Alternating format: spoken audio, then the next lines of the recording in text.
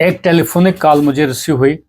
उसमें ये पूछा जा रहा था कि डॉक्टर साहब, मैंने दोपहर का खाना खाया है और मैं नहाना चाहता हूँ, कितने इंटरवल के बाद मैं नहा सकता हूँ? Very interesting and logic question है बेसिकली। उसके माइंड में भी ये कुछ ना कुछ होगा और हकीकत में भी कुछ ना कुछ इसमें फैक्ट भी है। कहावत है, after lunch rest while and after dinner walk a while. मैं बताना चाहूँगा, as a specialist doctor of medicine होते हुए उसको एक उम्मीद थी मुझसे कि एक साइंटिफिक एक लॉजिक बताने की कोशिश करेगा। डॉक्टर साहब, क्या है कि जब भी आप खाना खाएंगे तो खाने खाने के बाद तकरीबन आधा घंटे से लेकर 1 डेढ़ या 2 घंटे तक आपको नहाना नहीं चाहिए। आल दो इतना मेजर कॉम्प्लिकेशन होने के चांसेस नहीं है, लेकिन एक मेडिकल और कुछ ऐसी गाइडलाइंस नहीं बनी हुई है। लेकिन एक कहावत भी है, कोशिश ये करनी चाहिए कुछ ब्रेक देने के बाद आपको नहाना चाहिए। लेकिन डिपेंड करता है एनवायरमेंटल टेम्परेचर क्या है। ये डिपेंड करता है ओवरऑल, कहीं माइनस टेम्परेचर चल रहा है तो आप खाना खाएंगे, दौड़ के नहाएंगे तो इट विल हार्म। आपका जो डाइजेस्टिव सिस्टम है उस पर इफेक्ट पड़ेगा, आपका नर्व सिस्टम है उस पर इफेक्ट पड़ेगा।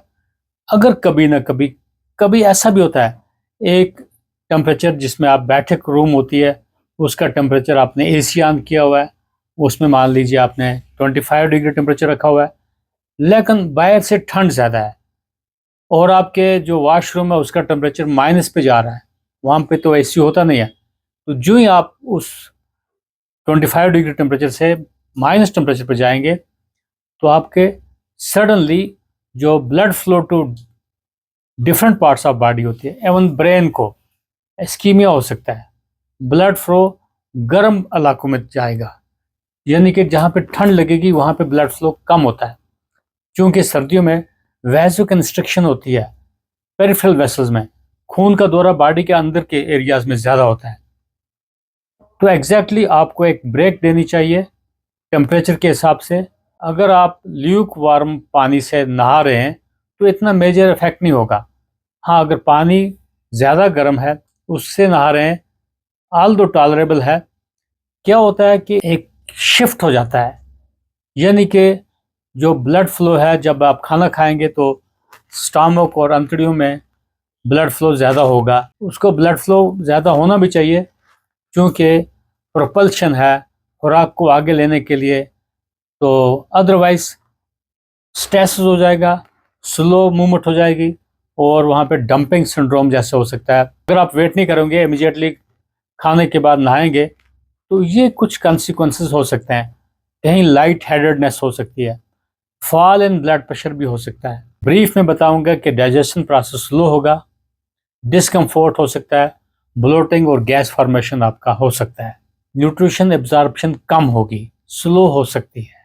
जो ही खाना खाया उसी टाइम अगर आप दौड़ के नहा लोगे ठंडे पानी में या ल्यूक वार्म पानी में, आपने नहाया, टब बाथ किया, एनीवे उसमें क्या होता है, सडन बॉडी टेम्परेचर में जो चेंज आ जाती है उसमें हार्ट रेट तेज़ हो सकती है, ब्लड प्रेशर भी राइज हो सकता है। फिर मैं बताना चाहूँगा कि कुछ स्ट्रिक्ट मेडिकल रूल्स तो है नहीं कि आप मेजर मील खाने के बाद कब नहाएंगे, लेकिन फिर भी अगर आप 30 से 45 मिनट का गैप देंगे उसके बाद अगर आप नहाएंगे वो प्रेफरेबली बेहतर होगा। ना तो आपका लाइट हेडेडनेस होगा, ना ब्लोटिंग, ना नाशिया वगैरह हो सकता है। तो कहीं एक्सपोजर गर्म सर्द के बारे में भी ये बोला जाता है कि यस, टेम्परेचर वेरिएशन में एरर आ सकता है। फाइनली मैं ये रिकमेंड करूँगा कि खाना खाने के 30 मिनट से लेकर 2 घंटे तक आपको एक रेस्ट कर लेना चाहिए, उसके बाद आप नहा सकते हैं, वो अच्छा रहेगा। अपने बॉडी को खुद सुनना है, समझना है और अपने आप को एडजस्ट करना है कि कितने इंटरवल के बाद आप नहा सकते हो। क्या अगर आपको कुछ डिस्कम्फोर्ट हुआ है, फील होता है, तो बिल्कुल आप अपने डॉक्टर से बता सकते हैं। एक कंडीशन है, जब आप नहा रहे होते हैं आपको पूरे जिस्म में खुजली आ सकती है, एक्वाजेनिक परपूरा उसको बोलते हैं। पॉलीसाइथीमिया, जब आपका ब्लड सेल्स ज़्यादा होते हैं, पॉलीसाइथीमिया रूब्रा वेरा या सेकेंडरी पॉलीसाइथीमिया में एक्वाजेनिक परपूरा होता है।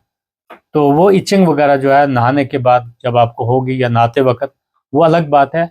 लेकिन मैं ये बताना चाहता था कि खाना खाने के बाद कुछ इंटरवल दे देना चाहिए, नहाने का एक गैप दे देना चाहिए।